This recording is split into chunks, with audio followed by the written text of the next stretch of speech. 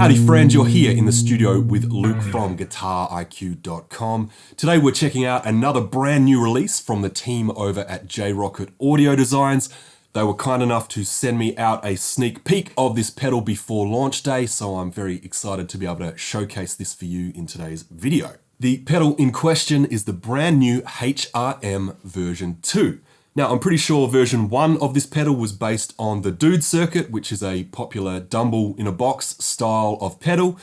I'm led to believe that the HRM mod was a popular mod done to the EQ circuit of Dumble amplifiers back in the day to tweak the EQ characteristics of the amplifier to have a bit more body and girth in the low mid-range of the amp. Now, apparently the mad scientists over at Rockett were able to capture a real-life, living and breathing HRM modded Dumble amplifier from out in the wild.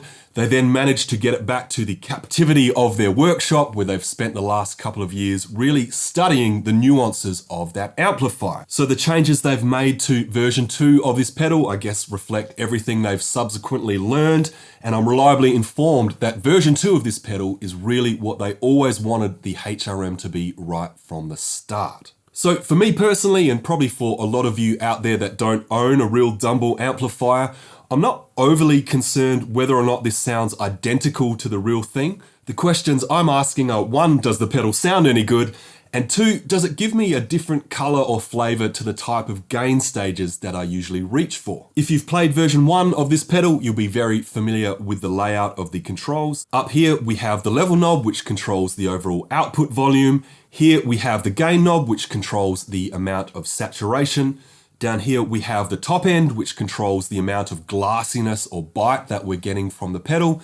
And over here we have the all-important mid-range control, which is what allows us to dial all that body and fatness into our guitar tone. So with all that out the way, let's jump straight into some sound samples. The signal chain for today is my GTRS P800 Super Strat style guitar, going straight into the HRM version 2.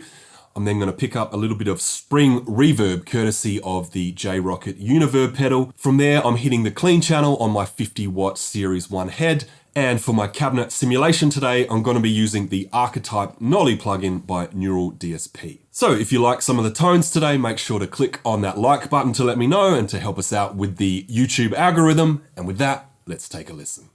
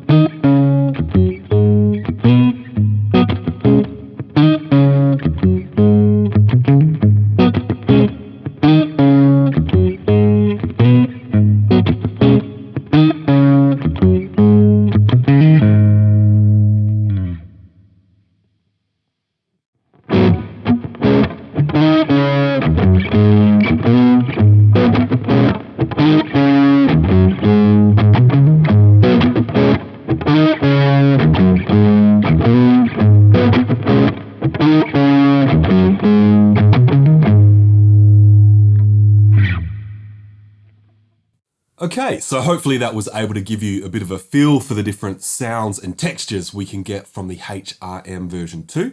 In terms of my first impressions having played this pedal, I knew I'd like the pedal before it arrived. I've played enough J-Rockett stuff now to know that when they come out with a new product, it's going to be well built and it's going to sound good. Particularly when it comes to gain stages, I really feel that J-Rockett get how to do an overdrive pedal as well as anybody, if not better than most. But even having said all that, I was still surprised at how much fun I was having with this pedal when I first plugged it in.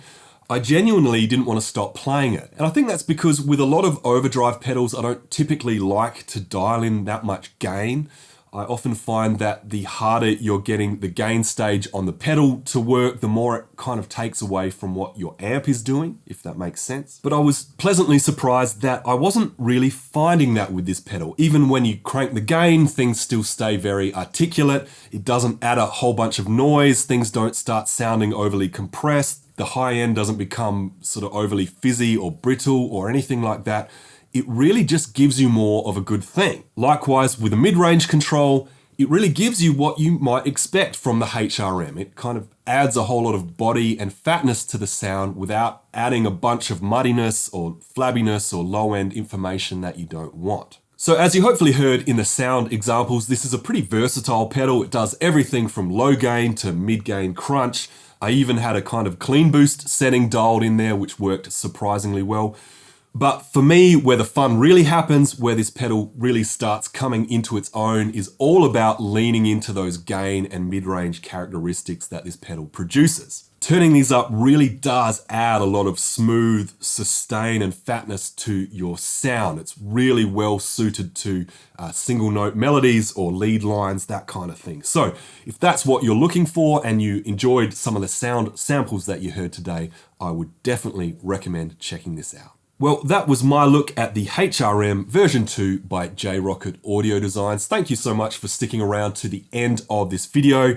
As always, as I alluded to at the start of the video, for full disclosure, this pedal was sent to me to check out, but this was not a paid promotion or a sponsored advertisement.